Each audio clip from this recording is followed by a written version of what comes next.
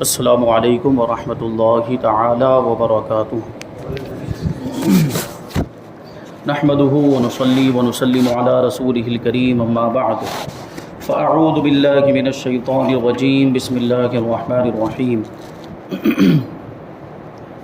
ان اللہ وملائکته یصلون علی النبی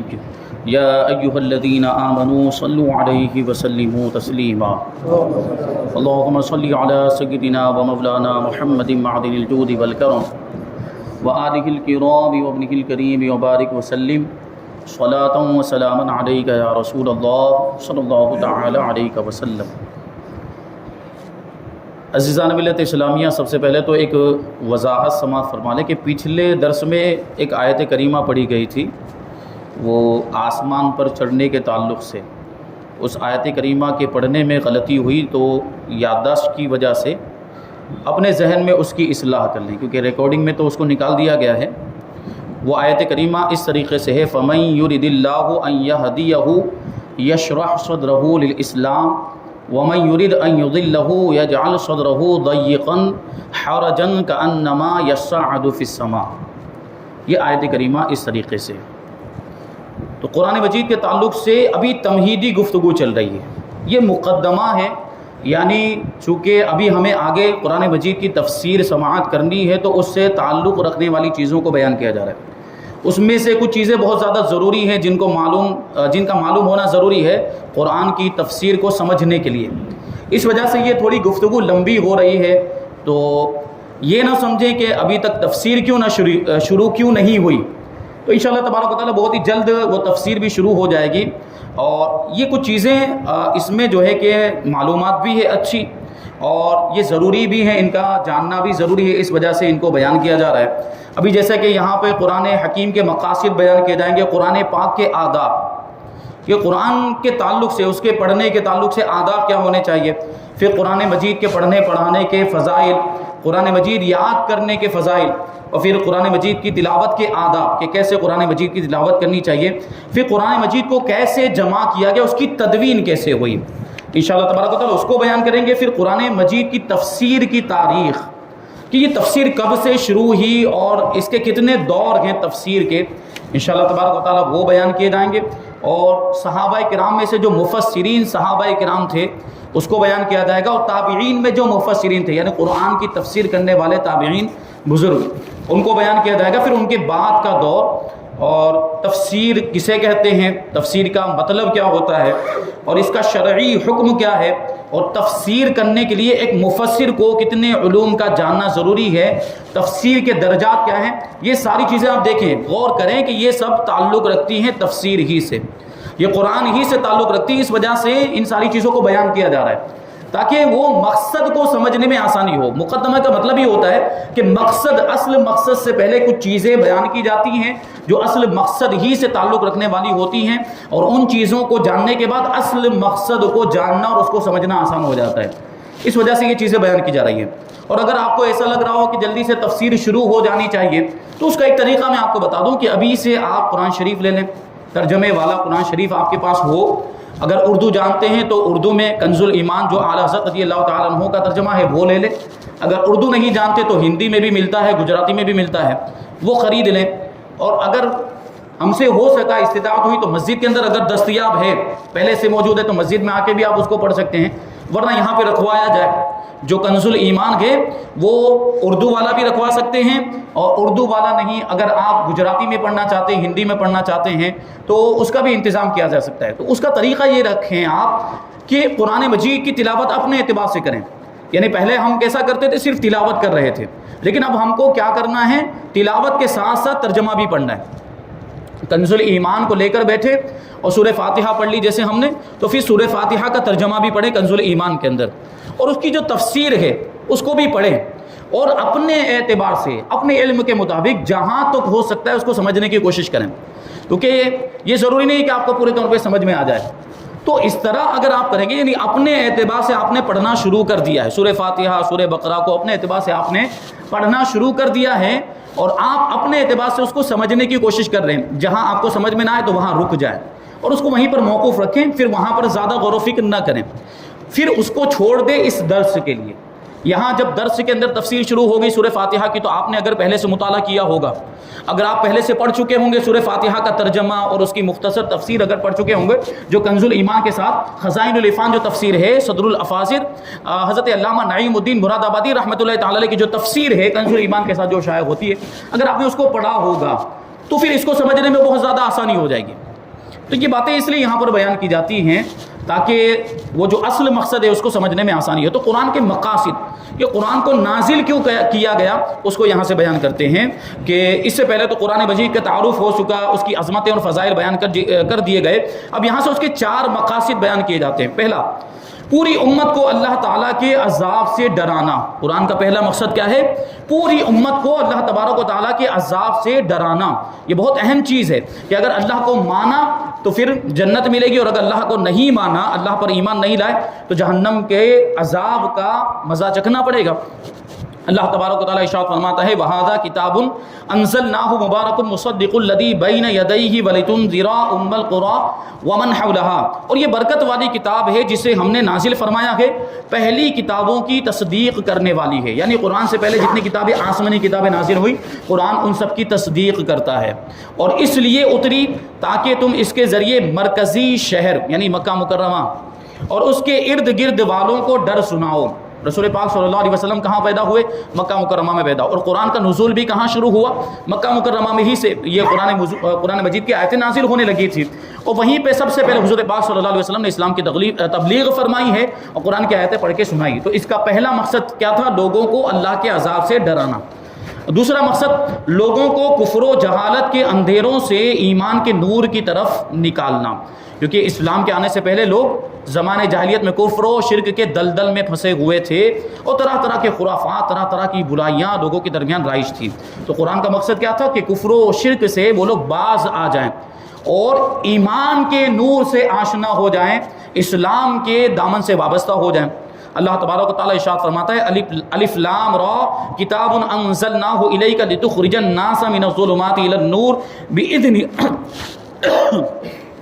بِإِذْنِ رَبِّهِمْ إِلَىٰ صِرَاطِ الْعَزِيزِ الْحَمِيدِ، یہ ایک کتاب ہے جو ہم نے تمہاری طرف نازل کی ہے تاکہ تم لوگوں کو ان کے رب کے حکم سے اندھیروں سے اجالے کی طرف، اس اللہ کے راستے کی طرف نکالو جو عزت والا، سب خوبیوں والا ہے۔ دیکھیے یہاں پر مقصد کیا؟ کفر کو اندھیروں سے تعبیر کیا گیا۔ کفر و شرک یہ اندھیرا، اور اس سے بڑا تو کوئی اندھیرا نہیں ہو سکتا، اور نور سے یہاں پر مراد ایمان کا نور ہے۔ تو قرآن کے نازل کرنے کا ایک مقصد کیا ہے کہ آدمی کفر کی تاریکیوں سے نکل کر ایمان کے نور سے وہ روشن منور ہو جائے، اس کا دل روشن اور منور ہو جائے۔ یہ دوسرا مقصد۔ اب تیسرا مقصد بیان کرتے ہیں کہ لوگوں تک اللہ تعالیٰ کے احکامات پہنچانا اور ان کے اختلافات کا تصفیہ کرنا، یہ ایک سب سے بڑا مقصد۔ اللہ کے احکام پہنچانے کا ذریعہ کتاب اللہ ہے۔ اسلام کے 2 بنیادی ماخذ ہے، ایک ہے قرآن اور دوسرا ہے حدیث۔ انہی دونوں چیزوں کے اندر اسلام کے سارے احکامات دیے گئے اور بیان کیے گئے، اور قرآن مجید ایک ایسی کتاب ہے جو امت مسلمہ کے درمیان جو اختلافات ہوتے ہیں ان اختلافات کا تصفیہ بھی کرتا ہے۔ یعنی قرآن کو اگر فیصل بنائیں، ہم قرآن کو سامنے رکھ کے اپنے اختلافات کو حل کرنا چاہیں تو قرآن مجید کے اندر ہر اختلاف کا حل موجود ہے۔ اللہ تبارک و تعالیٰ ارشاد فرماتا ہے وَأَنزَلْنَا إِلَيْكَ الذِّكْرَ لِتُبَيِّنَ لِلنَّاسِ مَا نُزِّلَ إِلَيْهِمْ وَلَعَلَّهُمْ يَتَفَكَّرُونَ،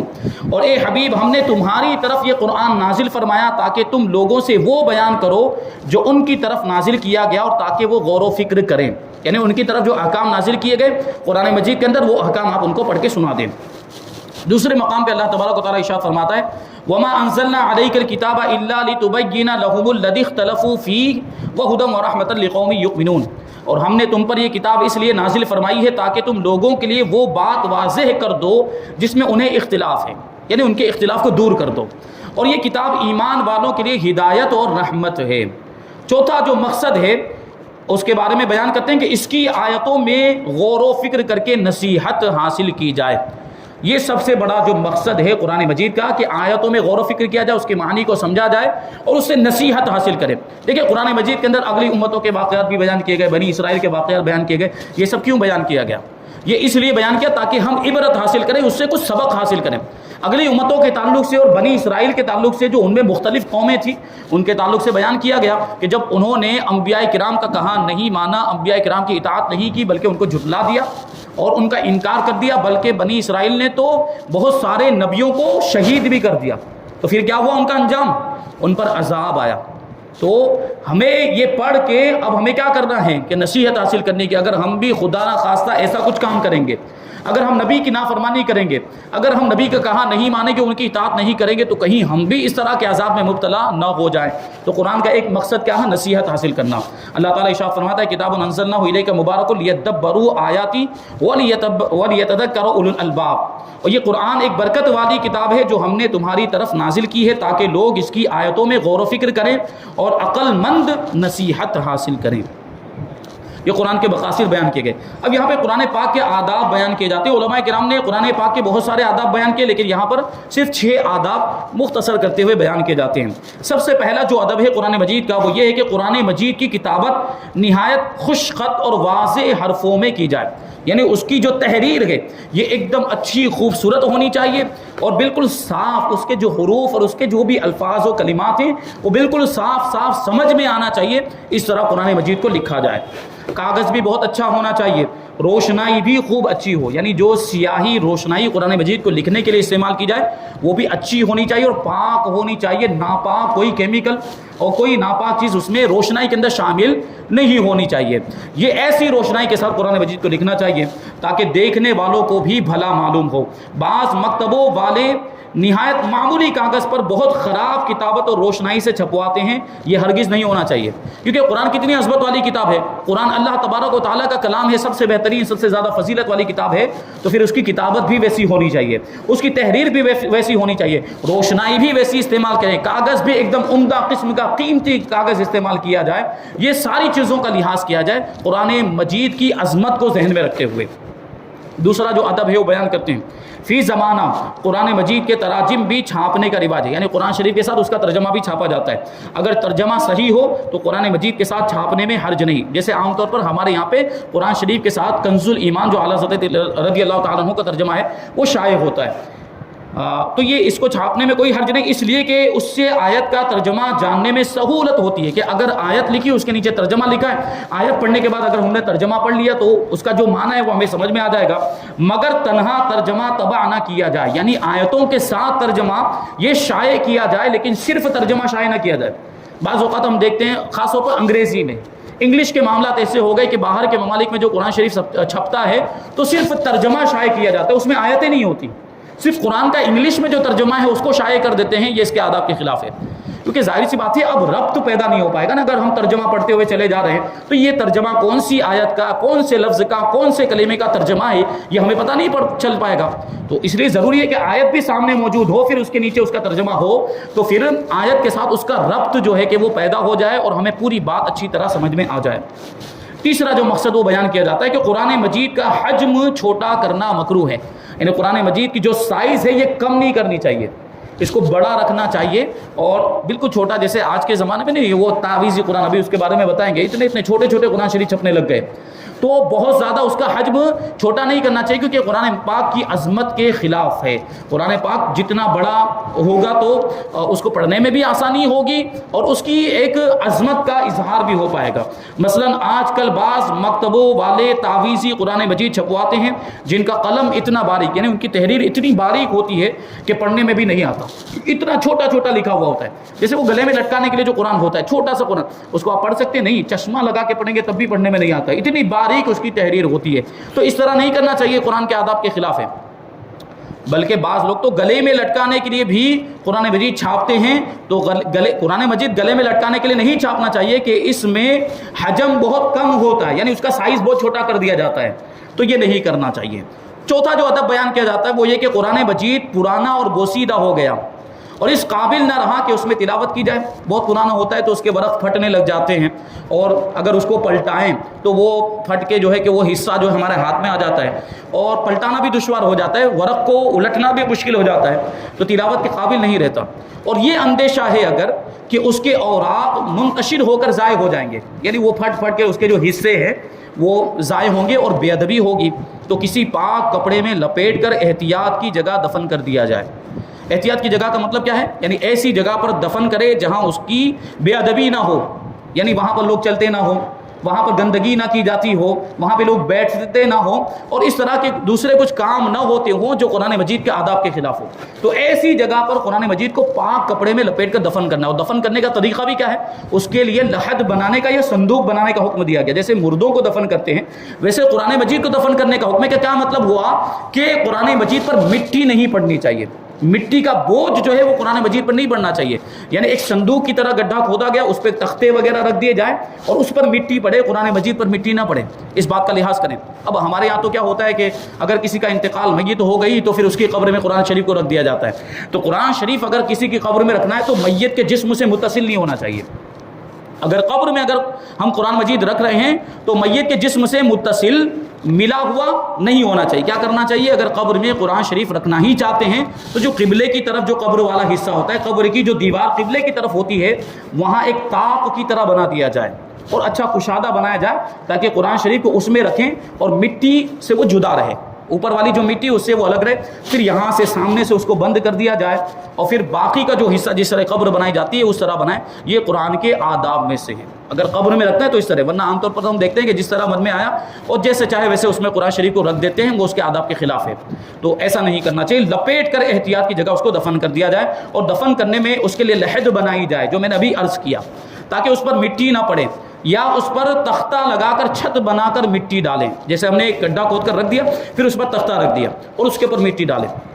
کہ اس پر مٹی نہ پڑے۔ مصحف شریف بوسیدہ ہو جائے تو اس کو جلایا نہ جائے، جلانے کی اجازت نہیں، قرآن شریف کو جلایا نہ جائے بلکہ دفن کیا جائے۔ اور ہمارے یہاں پہ ایک طریقہ کیا چلا ہے بدھانے کا، وہ کیا کرتے ہیں قرآن شریف جب بہت زیادہ بوسیدہ ہوتا ہے تو جا کے ندی میں ڈال دیتے ہیں، اور ہمارے یہاں جو ندی میں ڈالتے ہیں تو کیا ہوتا ہے، ہمارے یہاں کی وہ کنارے پر لگ جاتا ہے، وہ کنارے پر آ جاتا ہے اور پھر بے ادبی ہوتی ہے۔ یہاں بتایا کیا جا رہا ہے کہ اس کی بے ادبی نہیں ہونی چاہیے، ٹھیک ہے۔ اب ہم نے ندی میں ڈال دیا، پل پر سے ڈال رہے ہیں تو اوپر سے پھینکتے ہیں اور نیچے گرتا ہے، یہ بھی ایک طریقہ غلط ہو جاتا ہے۔ پھر وہ تھوڑی دیر کے بعد کنارے پر آ جاتا ہے، پاؤں میں آتا ہے، بے ادبی ہوتی ہے، کچرے کی جگہ میں پہنچ جاتا ہے، جہاں گندگی پڑی ہوتی ہے وہاں پر بسا اوقات پہنچ جاتا ہے، تو یہ اس کے آداب کے خلاف ہے۔ ہاں، پانی میں اس کو بہانے کی اجازت ہے، لیکن کیسے؟ جیسے سمندر ہے کوئی بہت وسیع سمندر جو کشادہ بہت بڑا، تو وہاں اندر آپ چلے جائیں، بہت دور اندر کہیں، جیسے جہاز پہ سوار ہو کر، اندر کشتی پہ سوار ہو کر بہت اندر تک گئے کہ وہاں اگر اس کو ڈالا جائے تو پھر وہ کنارے پر نہ آ سکے، اتنا اندر تک گئے سمندر میں اور پھر وہاں پہ قرآن شریف کو ڈال دیا۔ یا پھر یہ طریقہ اختیار کیا جائے کہ قرآن شریف جب ہم اس میں پانی میں ڈالنا چاہتے ہیں تو اس میں کوئی وزنی چیز ہو اس کے ساتھ میں، جیسے پتھر، قرآن مجید کو اوپر رکھا، نیچے کوئی پتھر اوپر بھی نہیں رکھ سکتے، یہ بھی ادب کے خلاف ہے۔ پتھر ہو نیچے، قرآن شریف کے نیچے پتھر اور اس پتھر کے اوپر قرآن شریف ہو اور اس کو کسی چیز سے باندھ دیا جائے۔ اب پتھر کی خاصیت کیا ہے؟ پانی میں ڈالتے ہیں تو وہ کیا ہوتا ہے؟ نیچے چلا جاتا ہے، تہ میں چلا جاتا ہے۔ تو اگر ہم نے قرآن شریف کے ساتھ پتھر باندھا ہوگا، پھر اس کو پانی میں، سمندر میں، دریا میں ڈالیں گے تو وہ اس کے ساتھ نیچے چلا جائے گا اور پھر وہ اسی طریقے سے پانی میں، وہ پھر پانی کی خاصیت ہوتی ہے کہ پھر وہ ایک وقت آتا ہے کہ وہ ختم ہو جاتا ہے۔ تو یہ طریقہ بھی اختیار کیا جا سکتا ہے، لیکن یہ ہمارے یہاں جو ندی، تاپی ندی کی جو بات کریں تو وہاں اکثر و بیشتر کنارے پر آ جاتا ہے، اس لیے یہاں پر نہیں ڈالنا چاہیے۔ سب سے بہتر طریقہ وہی دفن کرنے والا طریقہ ہے۔ پانچواں ادب بیان کیا جا رہا ہے وہ یہ کہ قرآن مجید کے آداب میں سے یہ بھی ہے کہ اس کی طرف پیٹھ نہ کی جائے۔ الحمدللہ ہم سنی تو اس بات کا بہت لحاظ کرتے ہیں، جیسے ہم قرآن خوانی کے لیے بیٹھتے ہیں تو وہ اس ترتیب کے ساتھ بیٹھتے ہیں کہ جو پڑھنے والے پارے لے کر بیٹھے ہیں اور سامنے والے جو بیٹھے ہیں تو ان کی پیٹھ اس طرف نہ ہو، اس لیے وہ گھوم کر بیٹھتے ہیں۔ پھر آگے اس طرح کی ترتیب جمائی جاتی ہے کہ جن لوگوں کی پیٹھ ادھر ہے وہ دوسرے والے جو ان کی پیٹھ کی طرف پیٹھ کر کے بیٹھتے ہیں۔ بہرحال اس کا لحاظ کرتے ہیں، اور یہ بات تو ہر کوئی جانتا ہے کہ قرآن مجید کے آداب میں سے یہ ہے کہ اس کی طرف پیٹھ نہ ہو، نہ پاؤں پھیلائے جائیں، قرآن مجید کی طرف پاؤں بھی نہیں پھیلانے چاہیے، نہ پاؤں کو اس سے اونچا کریں، ٹھیک ہے، نہ یہ کہ خود اونچی جگہ پر ہو اور قرآن مجید نیچے ہو، یعنی جیسے قرآن مجید یہاں پہ ابھی رحل پہ رکھا ہوا اور سائیڈ میں یہاں پر کرسی ہے، وہ آدمی آ کر کرسی پر بیٹھ جائے، قرآن نیچے ہو جائے گا اور بیٹھنے والا اونچا ہو جائے گا، یہ بھی قرآن کے آداب کے خلاف۔ ہاں اگر کسی کی مجبوری ہے، وہ نیچے زمین پر بیٹھ ہی نہیں سکتا ہے اور قرآن شریف وہاں پہ رکھا ہوا ہے، تو یا تو یہ کرے کہ قرآن شریف کو اٹھا کر اونچی جگہ پر رکھ لیں، یا یہ کہ کوئی پردہ کر لیں اگر پردہ کرنا ممکن ہو، کیونکہ قرآن شریف کا پردہ ہو گیا، پھر ادھر پردے کے اس طرف اگر کوئی اونچی جگہ پر بیٹھا ہے تو اس میں کوئی حرج نہیں ہے۔ لیکن بے پردہ قرآن شریف کے اور اس کے بیچ میں پردہ نہیں ہے اور اس نے اٹھا کر بھی نہیں رکھا ہے اور کوئی دوسری ایسی مجبوری بھی نہیں ہے تو پھر یہ قرآن شریف کے آداب کے خلاف ہے، اونچی جگہ پر بیٹھنا۔